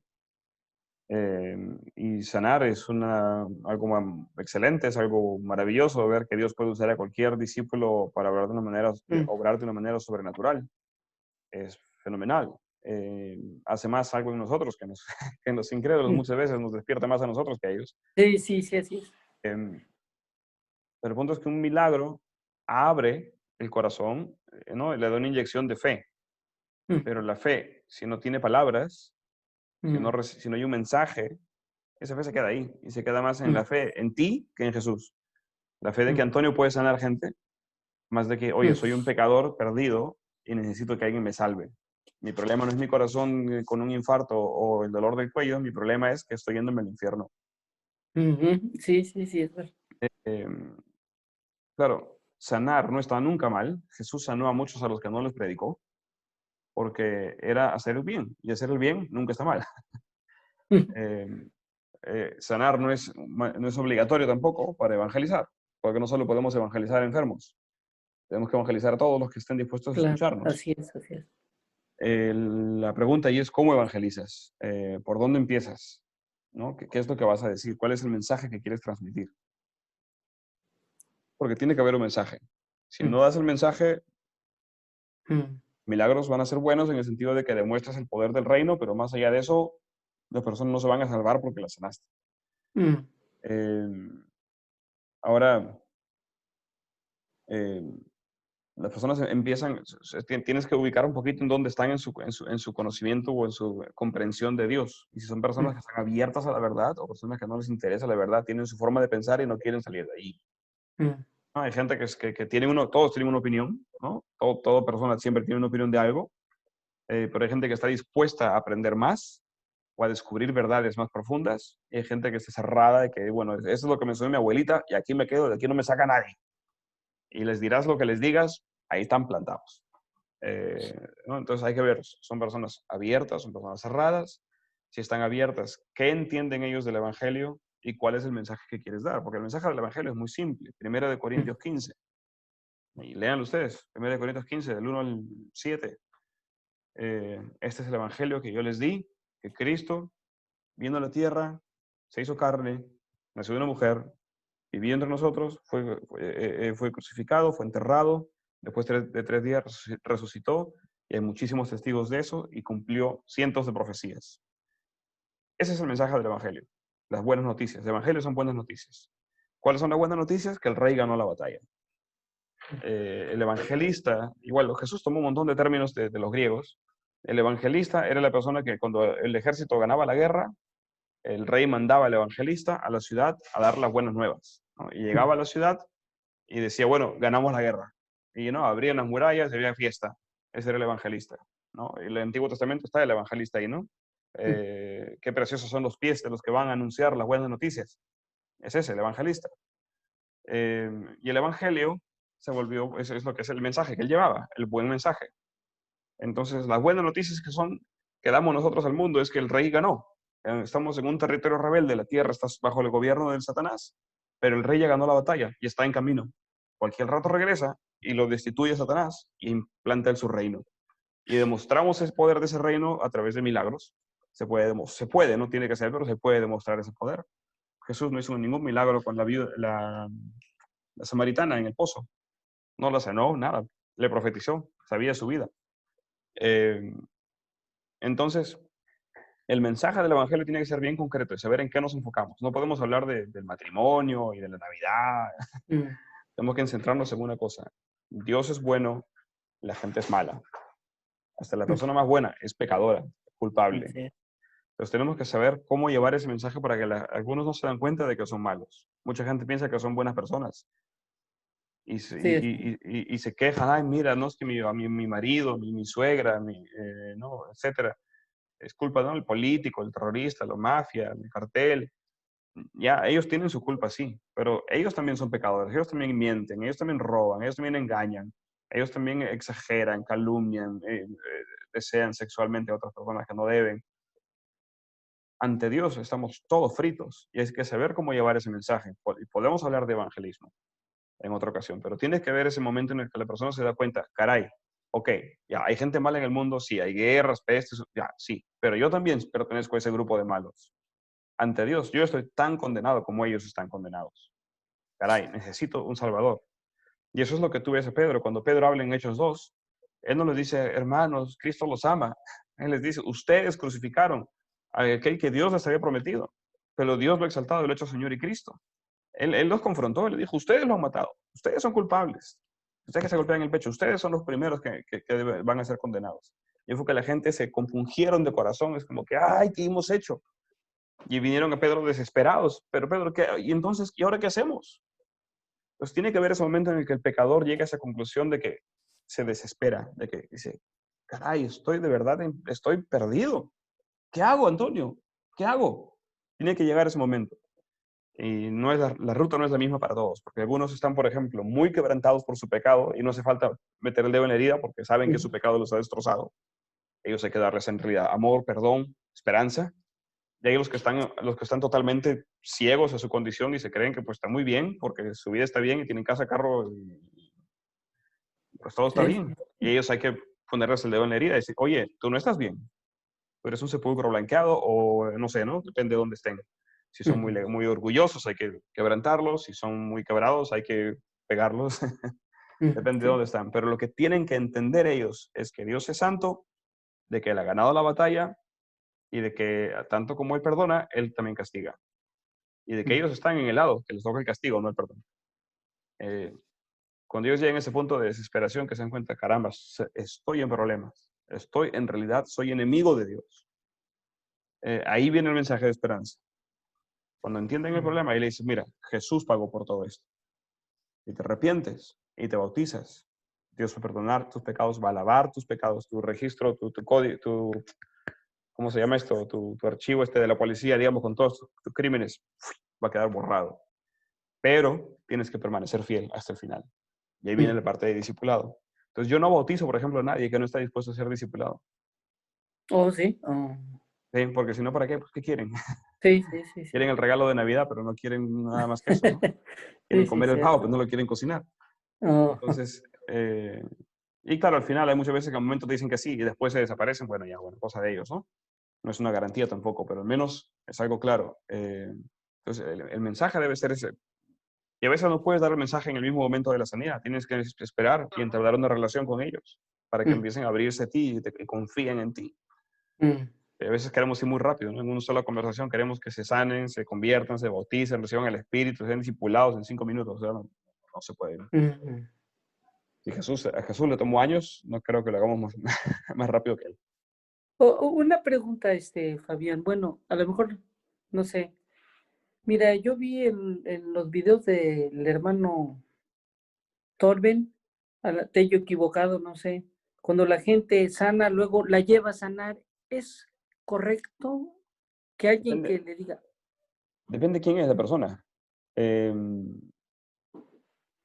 ministerio de Torben es muy bueno con gente de iglesia, gente que, por eso se llama la última reforma, está reformando a la iglesia. Si una persona que está 20 años en la iglesia, pero vive solamente dependiente de un pastor o un apóstol o alguien que está ahí arriba que hace todo por ellos, pues se vuelven, pues, ¿no? Como retrasados mentales, ¿no? Que se actúan como bebés cuando ya son adultos. Esto es lo triste, ¿no? Que la iglesia está llena de retrasados, gente que son adultos en la fe, pero siguen tomando leche. ¿No? Sería muy raro verlo a Mark con biberón, ¿no? O sea, no tiene sentido.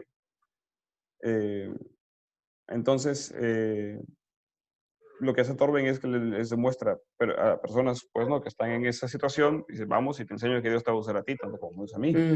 Porque la gente es mucho de pensar, no, eso es para el hombre de Dios, el que tiene el don, ¿no? Pero bueno, es para todos. Pero hacer eso con personas que recién se han bautizado, digamos, personas que no conocen de la fe, gente nueva, gente que llega del mundo, es fatal. Y yo he cometido el error de hacerlo tanto con nuevos como con evangélicos antiguos, y la diferencia en resultados es abismal, y generalmente es mala. Porque alguien que no ha sido discipulado, es como imagínate una guerra. Imagínate que México entra en guerra con Estados Unidos.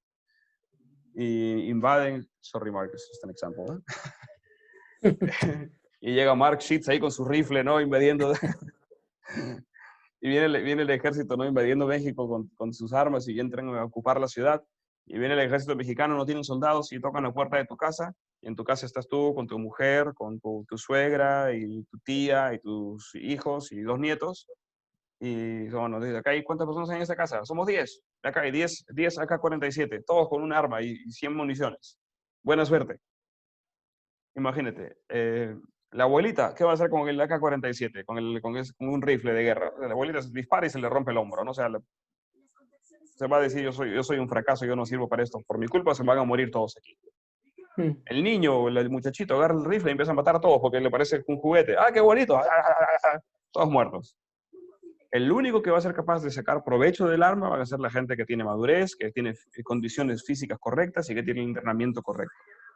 Entonces, digamos, los dones del espíritu en manos de un bebé espiritual son muy peligrosos. Generan arrogancia, traen frutos muy malos. Lo he visto pasar muchas veces porque al comienzo yo hacía eso. A todos los que yo conocía los enseñaba a sanar enfermos y a hacer milagros y era fatal. Jesús no lo hizo con sus discípulos. Ellos estuvieron siguiéndolo por buen tiempo antes de que Él los deje hacer algo. Y cuando Él los dejó hacer algo, era bajo su supervisión. Y a veces no podían y lo traían a Él. Y Él los ayudaba o los reprendía. Y después los envió solos. Dijo, ahora sí vayan solos. Por un tiempito, vayan y vengan. Y al final fue después de eso que Él dijo, bueno, ahora ya me voy yo, ahora les conviene a ustedes que yo me vaya. Entonces fue un proceso. A algunos les ayuda mucho, a otros no. Entonces, lo que hace Torben es bueno, sí, puede ser peligroso también, depende con quién lo hagas. Ahora, como él lo hace también es muy grande, ¿no? Él tiene masas muy grandes y no puedes ser uno por uno, ver quién sí, quién no. A veces pues pasan errores, no se puede prevenir. Pero esa labor del evangelista es así, ¿no? Es masal y es grande, como ves en la Biblia, Felipe, que fue el único que se menciona como evangelista, él fue a Samaria y ¡boom! Pasaron miles de cosas, pero después ya no sabía qué hacer. Se quedó ahí como que, ¿y ahora qué hago? Y tuvo que venir Pedro y Juan desde Jerusalén, caminando 3 días, para llegar ahí y dar el Espíritu Santo y poner un poco de estructura. Y se quedaron con ellos unas semanas.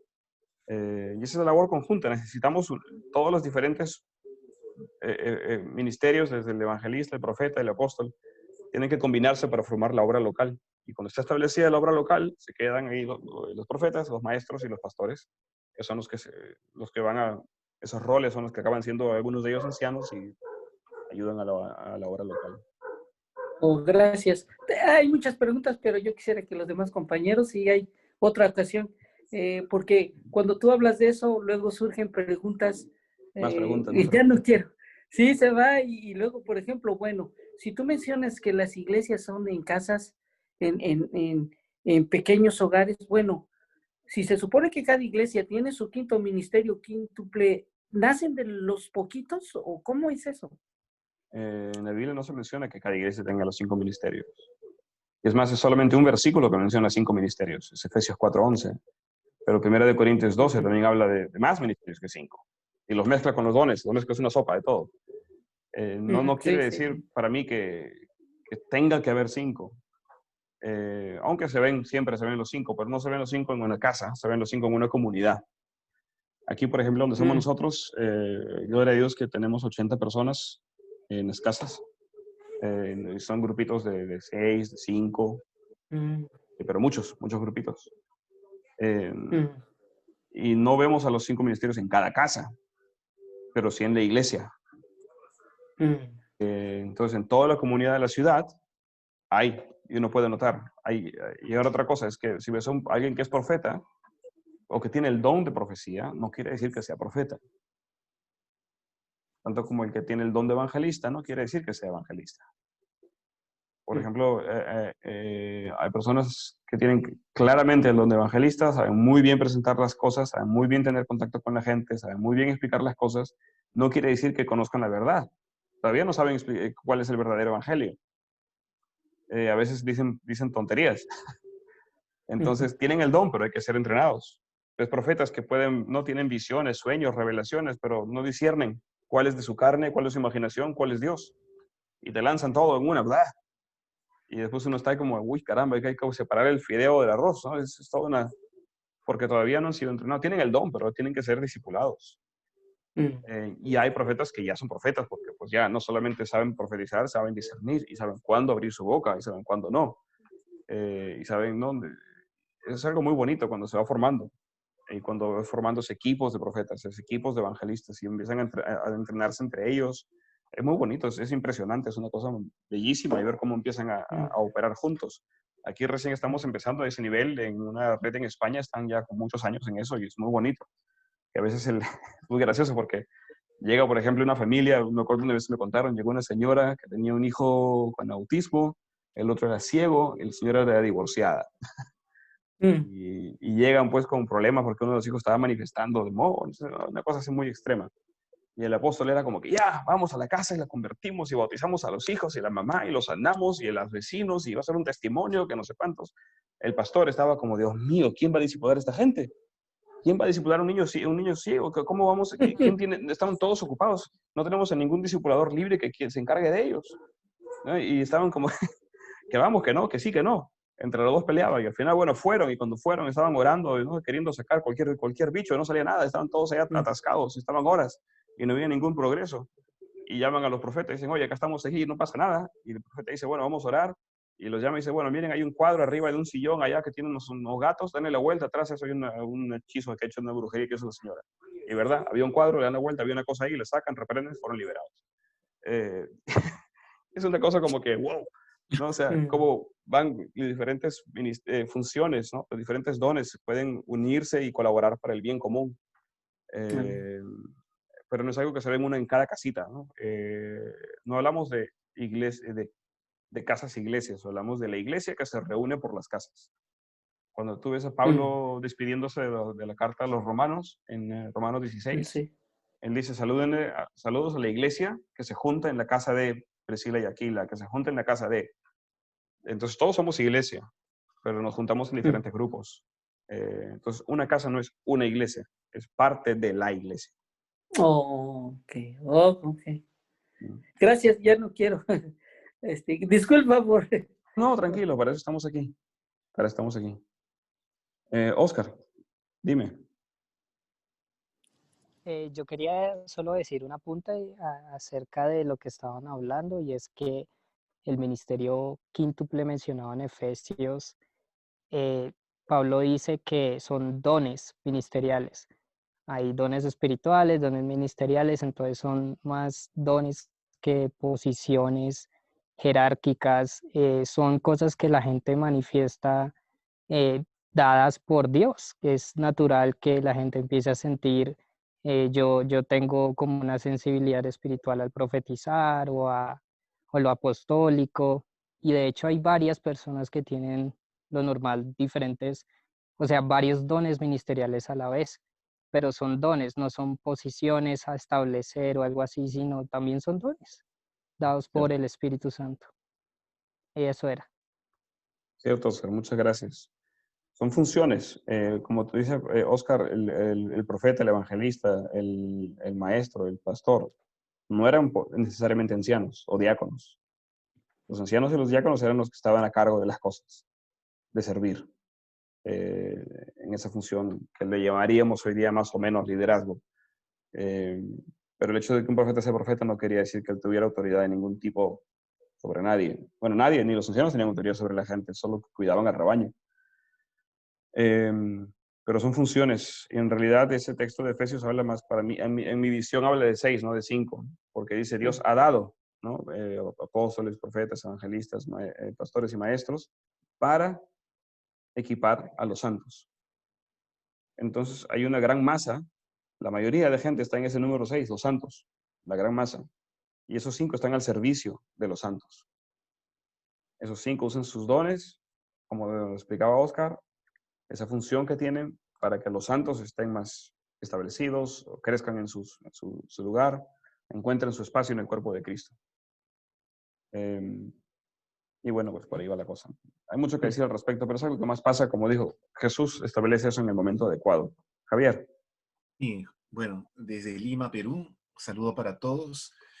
Sí, justamente, como compartía Oscar, son funciones, pero lo que pasa es de la gente de la iglesia, que tiene una experiencia en la iglesia institucional, tiene la idea de que es una posesión, no es algo, un gobierno, y esa forma de asimilar esos dones ministeriales, aún nosotros lo llevamos porque hemos estado, quizá la mayoría, en iglesias así, y tenemos un poco todavía de conflicto. En realidad solamente son funciones, ¿no? Que sirven para ayudar al cuerpo a crecer, a que puedan nutrirse en el amor y todo eso, ¿no? Entonces, y quería terminar con una experiencia justamente que ahí preguntaron.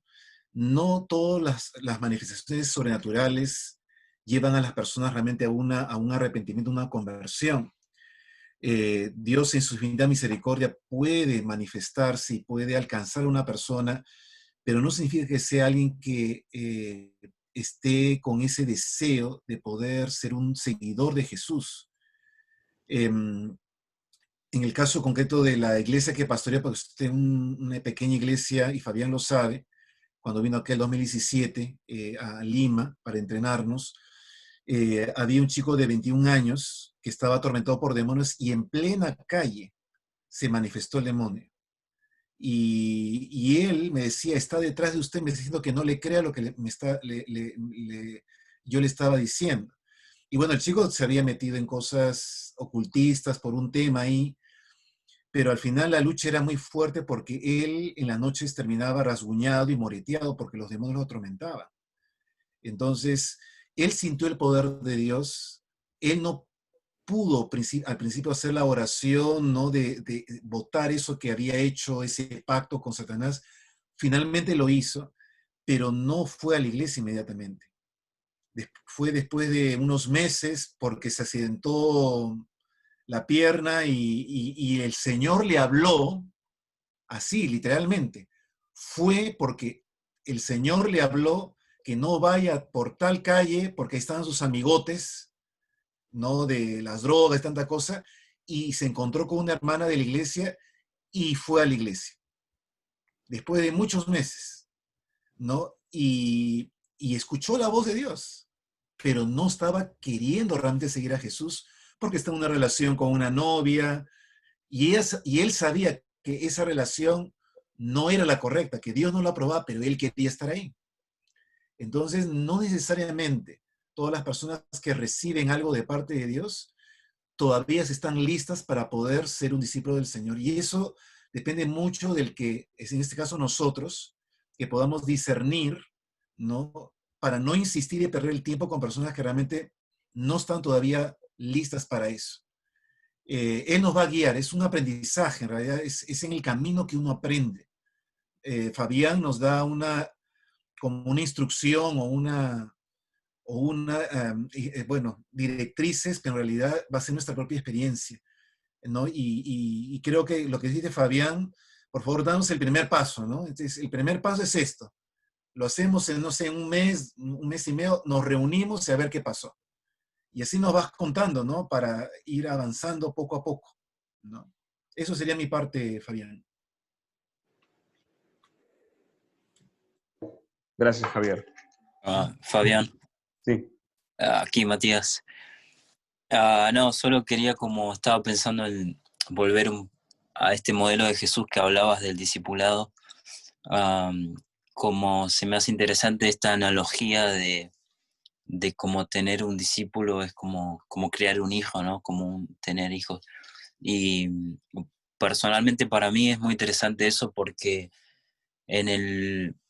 he viajado mucho y he conocido muchas como fellowships y tratando de servir a la iglesia y Dios como que nos da esa posibilidad como hijos de Dios de conocer gente nueva, predicar, pero sí se me hace sentido mucho lo que dices porque creo que como hijos de Dios llega un momento que uno también, no sé cómo decirlo, pero tiene ese deseo de construir algo como a mediano o corto plazo con alguien, como que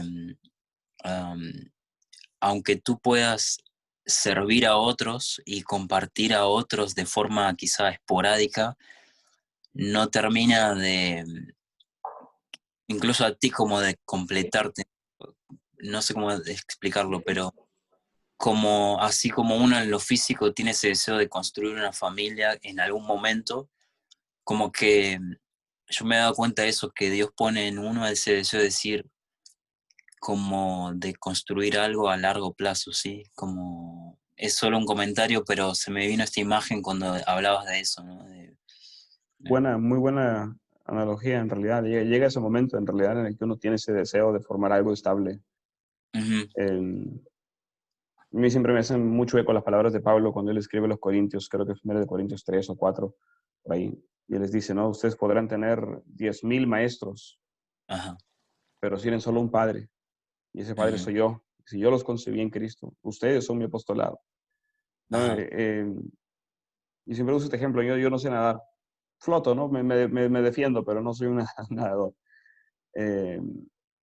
Y aquí en Holanda es obligatorio, que acá en Holanda es más agua que tierra y todos los niños de 7 años deben poder bucear, nadar con ropa y una serie de requisitos porque el riesgo es muy alto de que se caigan al agua. Ahora, yo como padre, yo soy responsable de que mis hijos aprendan a nadar, aun si yo no sé nadar. Entonces, ¿qué hago? Yo como padre tengo que buscar un tutor que les enseñe natación. Ese tutor les va a enseñar natación, pero ese tutor no es su padre. Él no les va a enseñar a ser marido, a ser papá, a ser trabajador, a ser responsable, disciplinado, honesto. No, eso les enseña natación y se acabó. Ahí se acabó su labor. Aprenden a nadar y siguen bajo mi tutela. Siempre están bajo mi tutela. Solo un tutor externo les enseñó algo que yo no podía, pero yo fui el que lo buscó, yo fui el que los matriculó, y yo les enseño cómo usar ese nuevo don que tienen de natación en la vida. Y el discipulado es igual, a veces nadie tiene todos los dones, nadie puede hacer todo. Yo tengo, por ejemplo, uno de los chicos que servimos aquí en nuestra casa, él es muy profético, yo no soy profeta. Sí puedo profetizar, y lo he hecho y lo hago a veces hasta ahora, pero no soy, digamos, no es mi máster, ¿no? Entonces, tengo otros amigos y espero conectarlo él con otros amigos de otras comunidades que no son de acá, que son profetas, para que le den lo que yo no le puedo dar, pero su referencia sigo siendo yo. Si él tiene dudas o preguntas o los profetas les enseñan algo medio raro, me preguntará a mí, oye Fabián, ¿cómo ves esto tú?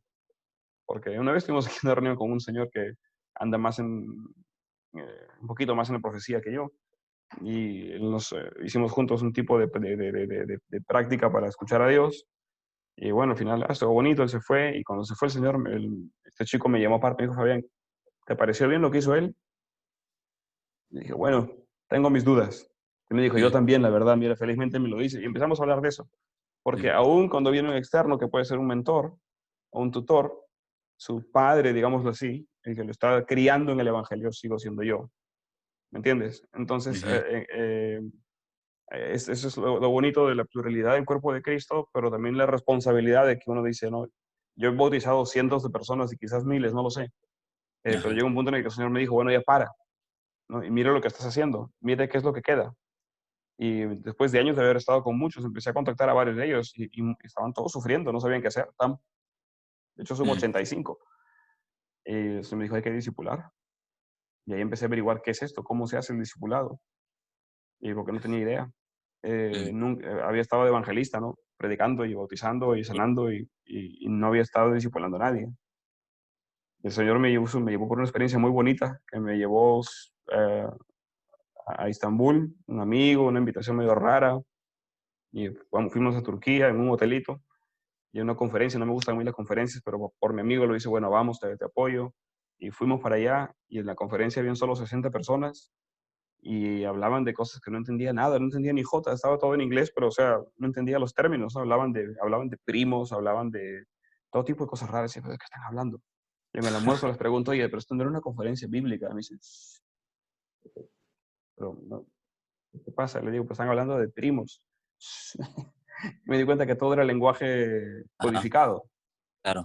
Porque todos los 60 que estaban ahí eran misioneros subterráneos del Medio Oriente. Estaban en Afganistán, Pakistán, Cairo, Irán, Irak, con seudónimos y todo era falso.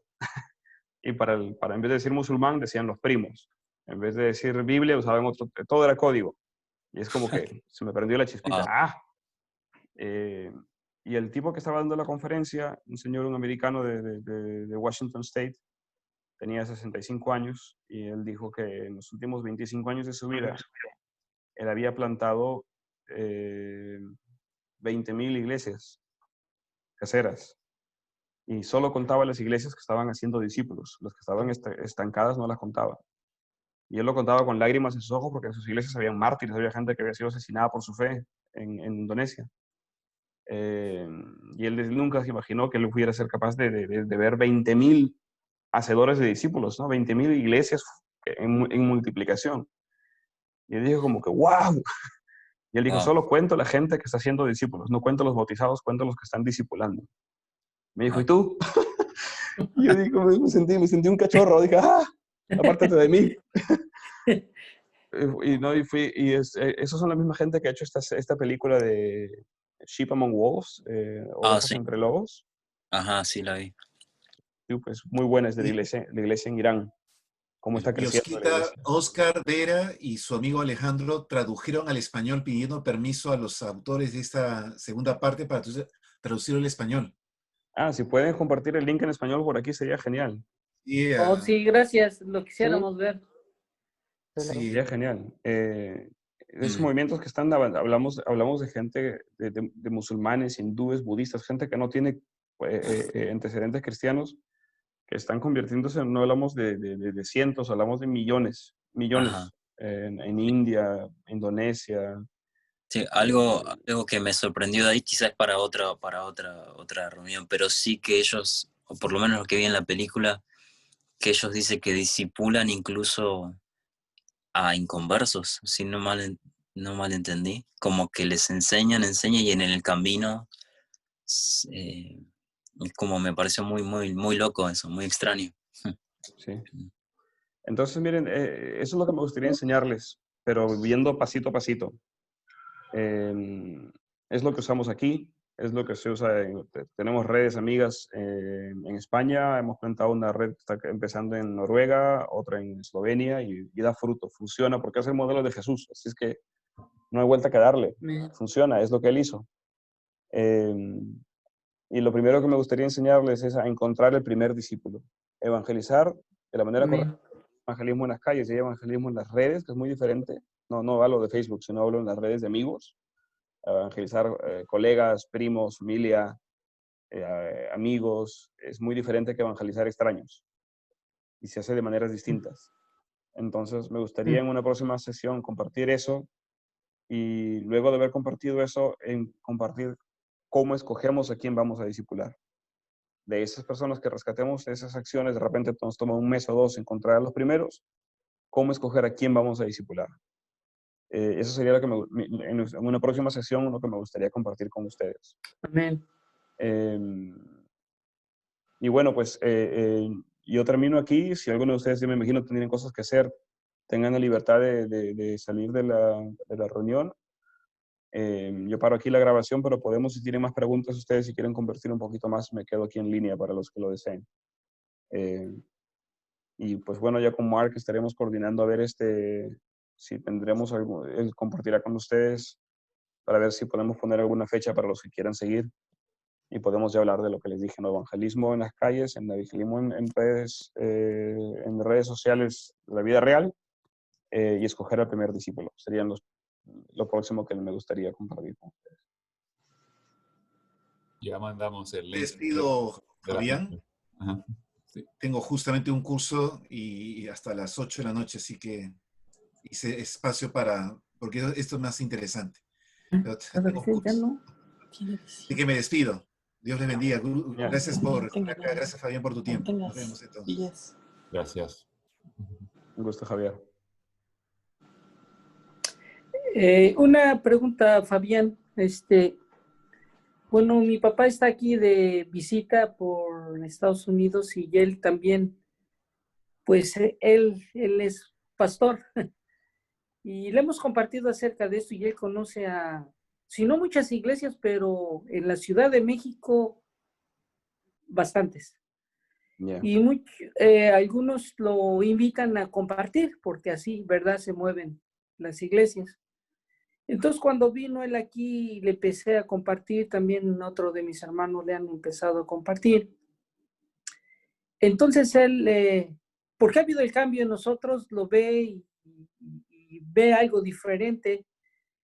Y me dijo, oye, ¿cómo puedo yo, pues, cómo puedo yo compartir esto?